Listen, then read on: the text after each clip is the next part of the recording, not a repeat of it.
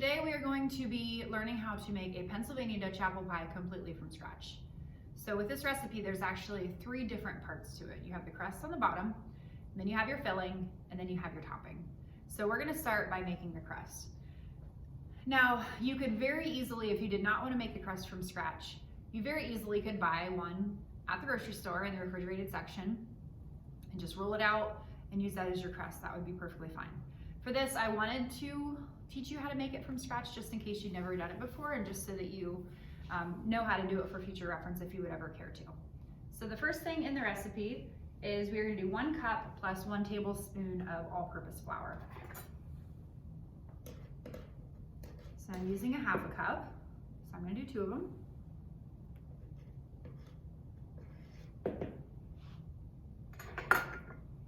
And then I'm gonna do a tablespoon.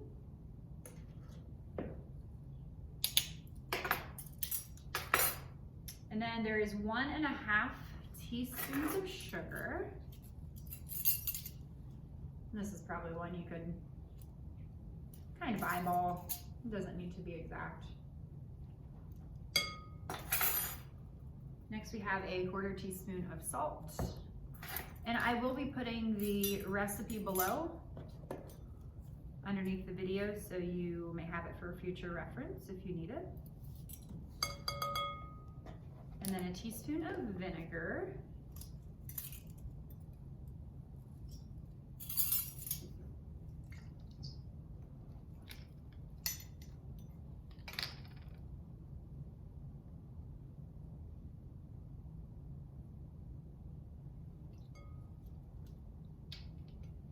And then 5 tablespoons of cold water, but we're not going to do that until after we have cut our butter in.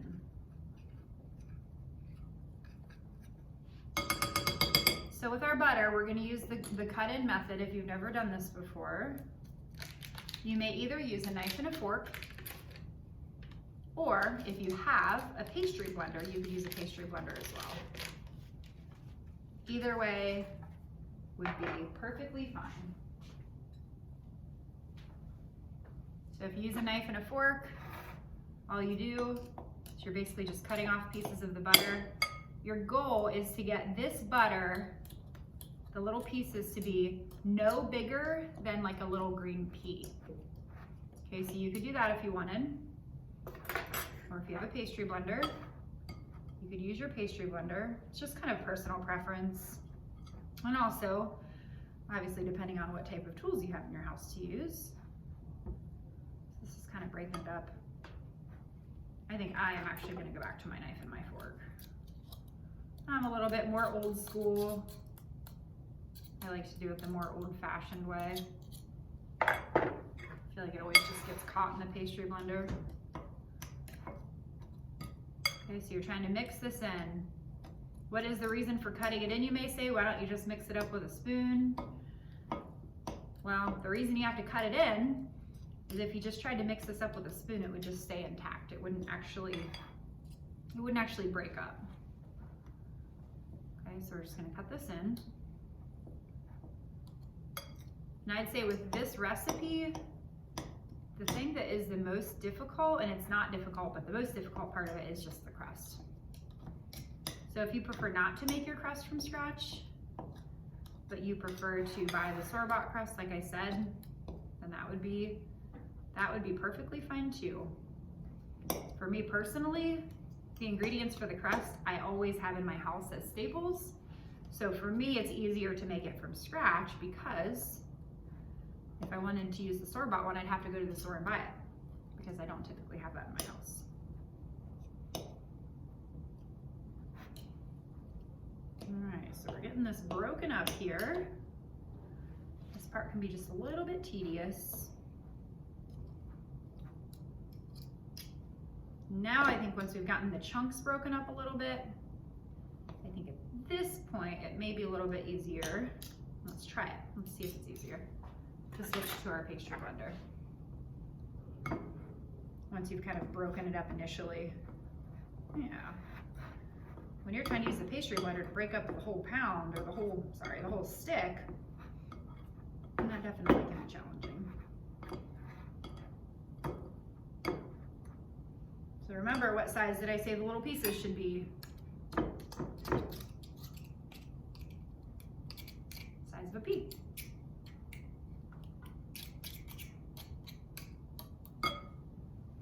This is about done. And then we're going to be using 5 tablespoons of cold water next. That's our next step. And I'll tell you, I read somewhere in one of my cookbooks that it recommended that you use ice cold water, like super duper cold. So what I do when I'm making this recipe, I typically will take some water and put it in a liquid measuring cup, and I will stick it in the freezer for 10, 15 minutes, however long it takes until I'm ready to use it. And then when I'm done with this step, I'll be able to pull it out, and I know that it's really, really cold. Okay, so we need 5 tablespoons, which is also equal to a 1/4 cup.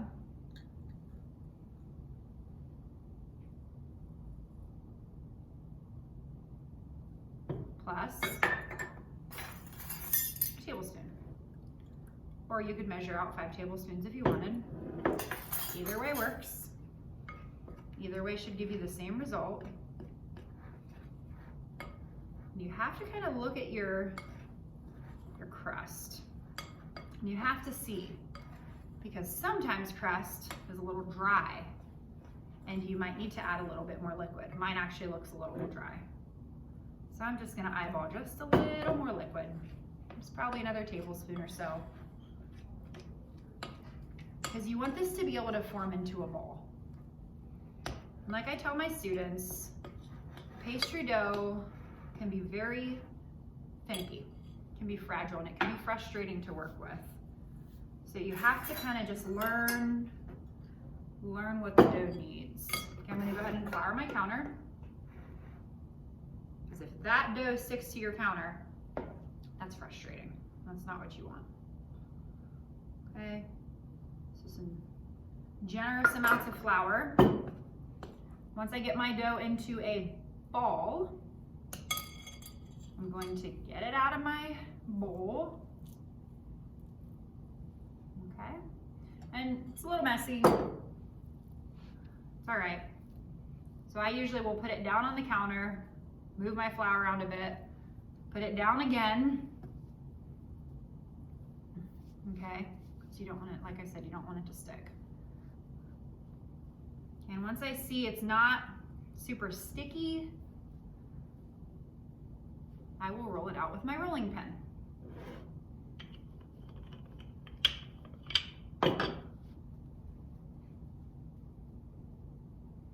And sometimes dough does not like to cooperate.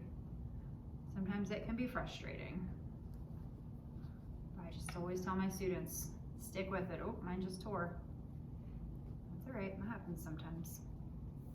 I'm gonna get this excess flour out of here because I don't really need it.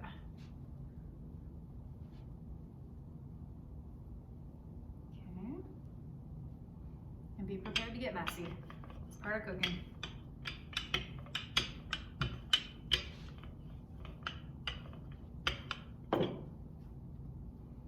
So your goal when you're rolling this out, you want to roll this out to be bigger than your pie plate. So this is just a standard size pie plate.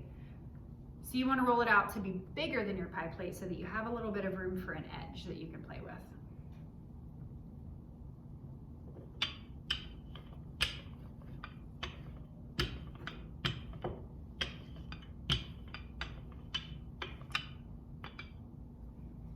So then, when you go to get your dough up off the counter, you want to roll it loosely onto your rolling pin. Then you're going to move it and you're going to transfer it. Oh, mine did not transfer nicely, did it? Oh boy. Woo, doggy, that was not my best transfer. That's all right. If it doesn't transfer quite the way you want, all you have to do is piece it in. Okay? So you're just gonna piece your crust in together. I will tell you, this is not my most beautiful dough I've ever made. I'll confess that.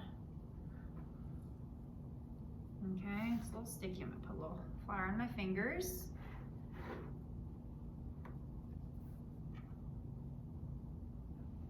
Guys, I'll just tell you as I'm kind of working with this here, there are lots and lots and lots of recipes out there to make pie crust. Some of them will use flour, or I'm sorry, they will all use flour. Some of them will use butter. Some will use shortening.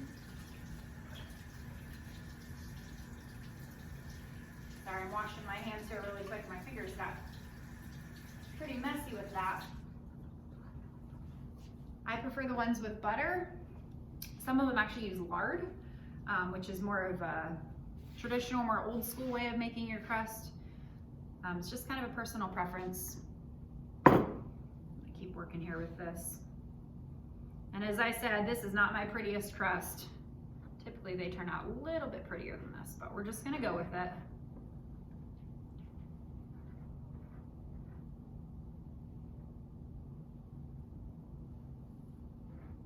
If it's a little sticky, just put a little flour on your fingers. No big deal.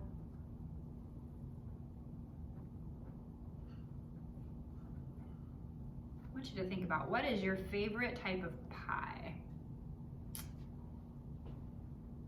Now in class we have the choice. I let my students make either pumpkin or they may make this Pennsylvania Dutch apple. So it's always a little conflicted as to who's gonna make what. But this time I had 13 choose apple and 9 groups chose pumpkin. So what is your favorite type of pie? When I make pie for my family for Thanksgiving, I typically will make this one. And also usually a pumpkin. I'd say those are my 2 favorite. I also really like pecan pie. Okay. So have faith that even if your crust doesn't turn out quite like you want, you can typically fix it. Crust can be pretty forgiving. Okay, and to finish off the crust, I always tell my students there's 2 ways to finish off your edges. You can either do a fluting, okay, where you take 2 fingers and you kind of pinch them together. Can you tell that I'm showing this video in my classroom? I'm creating this video. Yeah, there's the bell. So you can do a fluting where you put your 2 fingers together.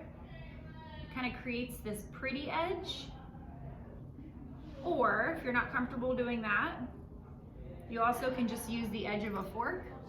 You can just go around the outside with the edge of a fork and you can just press and kind of finish it off like that.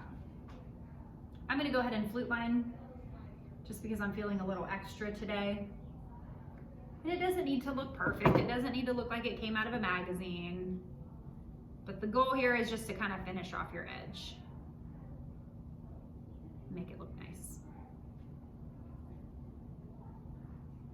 Almost done. It's worth a little bit of extra effort to make your pie look good. Okay, so the next thing we're gonna do is the filling. Okay, the filling for our pie. And the nice thing is, as this bakes up, all of the blemishes that you weren't happy with, most of them end up disappearing. So this is what my crust looks like. Just to get a little bit closer. Can you see the flecks of butter in there? Yep, that is gonna be delicious. I'm gonna set that to the side for now. I'm gonna wash my hands again here quick. And next we are gonna work on our apple filling. I have already prepped some of it for the sake of saving time, but our apple filling is going to be 6 or 7 apples. And to let you know, I always mix the varieties of apples because they have different textures, different flavors, different tastes. I usually use Granny Smith, Gala, Fuji, and Red Delicious. Those are actually the varieties that we have in here. So by mixing it, it adds a variety of flavor and it isn't just like a one-dimensional flavor. Okay, so I've already done all of the apples except for the final one. And then it's a 1/4 cup of flour, 3/4 of a cup of sugar, a dash of salt, and 3/4 of a teaspoon of cinnamon. Okay, so with apples, be very careful with your apple peeler because it's very easy to let the apple slip and to potentially take off a layer of your skin, which is not what we want to happen for sure. So you just take off the outside really carefully. And if you have an apple corer, you could use that for the next step. I personally don't use an apple corer because to me it's just another dish that I have to wash, so I don't use one. I usually just take the apple and I cut around the 4 sides. Be careful to keep your fingers in. Use your claw. Keep your fingers in so that you don't accidentally cut off a fingertip. That's not what we want to happen. Make sure you get the core out. And you're just gonna cut these in, I'd say bite-sized pieces. The biggest thing is you want your pieces to be about the same size, because if you have big, huge chunks and then teeny tiny chunks, then you're gonna have some mushy apples and some that are probably not quite done. So you want them to be relatively about the same size. That's your goal. Once again, I'm keeping my fingers in, holding on to it.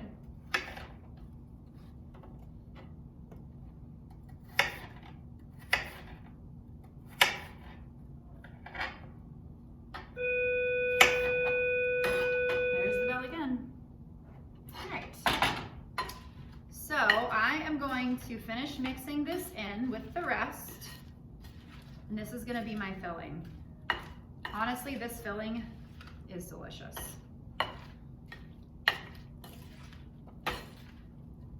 You technically shouldn't eat it because it has raw flour in it.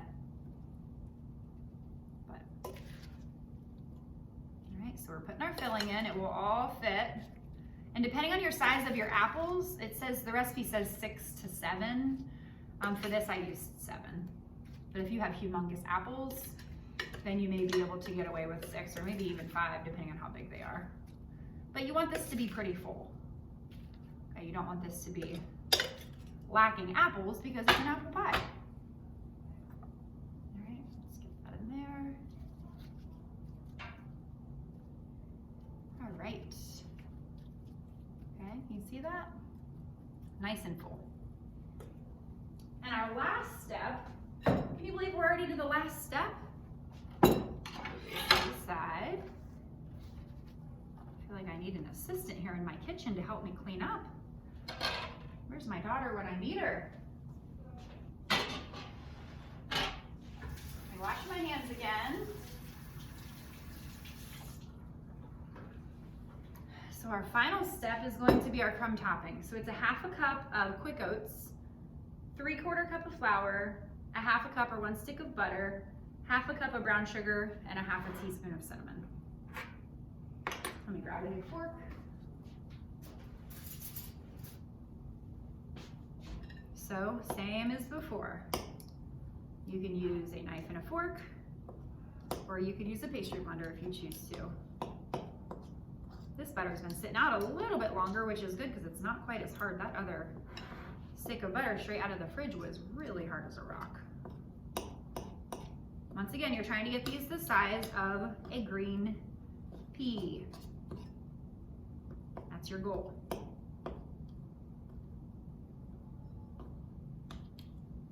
So once again, it takes a little bit of patience, a little bit of diligence to be able to get it done, but it will be worth it in the end when you get to eat your pie.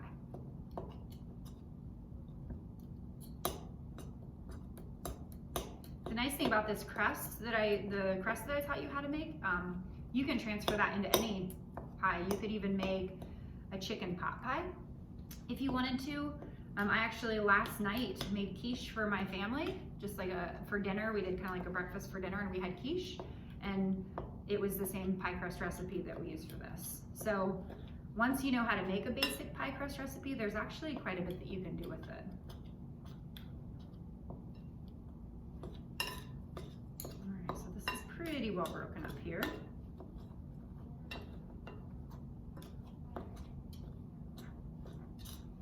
So the reason that you really want to get it broken up really small for the topping especially, is because you don't want there to be one piece of pie that has a ton of butter on it.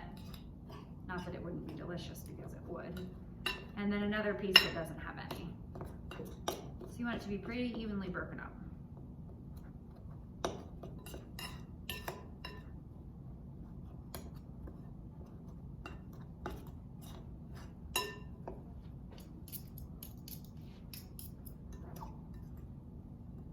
Now, if I was doing this demo in my classroom in front of students, I would say, does anybody have any questions? So I almost accidentally said that.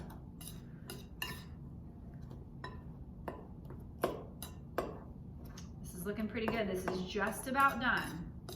So hang with me here one more second. You know, this part of the recipe isn't difficult, it's just tedious. It just takes a little bit of time. I'm going to kind of check here, make sure I don't have any large pieces that I missed. Looks pretty good. So now for our last step, I'm just going to put this on top. My hands are clean because I've washed them a million times today. So you want to, with the topping, you want to kind of get it into all the cracks and crevices. Okay? No crack and crevice left unfilled.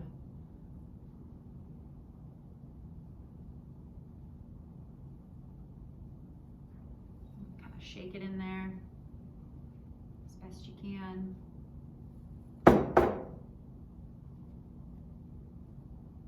Oh boy, this is a very full apple pie. This is going to be amazing. And one really nice thing about this too, when you're baking it, it makes your whole house smell incredible. All right, I think that we are about done. So the final product, I'm going to bring it over there to show you. This is our final product. So as it goes into the oven and it bakes, all of that butter will melt and be absolutely delicious. Hopefully you enjoyed this video and now you feel confident in making your own from scratch Pennsylvania Dutch apple pie.